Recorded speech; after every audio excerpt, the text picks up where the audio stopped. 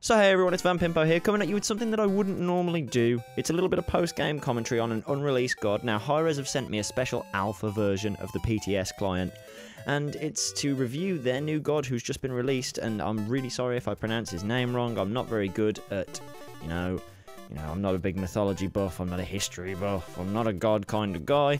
Pancakes? Pancakes. Pancakes, probably. But anyway, so I'm going to run you through what you should expect to do during the game when playing as Pancakes, and hopefully you're going to be a lot better off for it. So the guide that I got from Hi-Rez says that we should start with 100 gold's worth of plain flour. Now, I'm not sure what pantheon that item is actually related to, but either way, we follow the guide, it's important.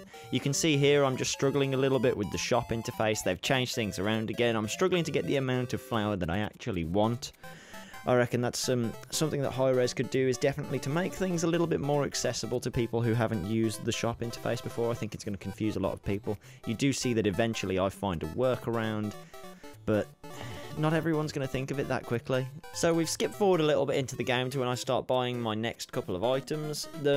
Hi-Rez have decided to change the way that items work. You've now got item combining, which you can use to make groups of items into stronger versions of items instead of just going up the item tree like we used to. So here I've got 2 eggs, yeah, and I'm going to combine them with that flour in order to make a much stronger item. I believe it's called the batter. So here you see me moving in between the lanes. I'm actually quite quick thanks to that first item. Now you can see the speed at which I move in between the lanes. Unfortunately, the lane that I moved to, there's no one there, so I just occupy it for a while instead.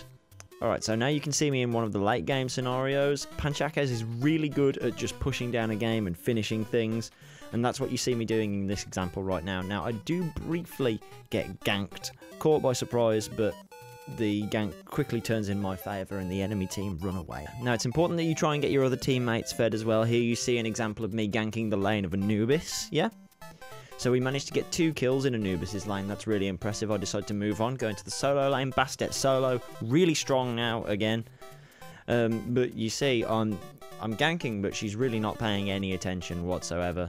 So I decide, even though I'm quite persistent with it, I decide that I'm going to go back. I'm going to gank Anubis' lane. And look, we get another kill. Triple kill for Anubis. Pancakes, everyone.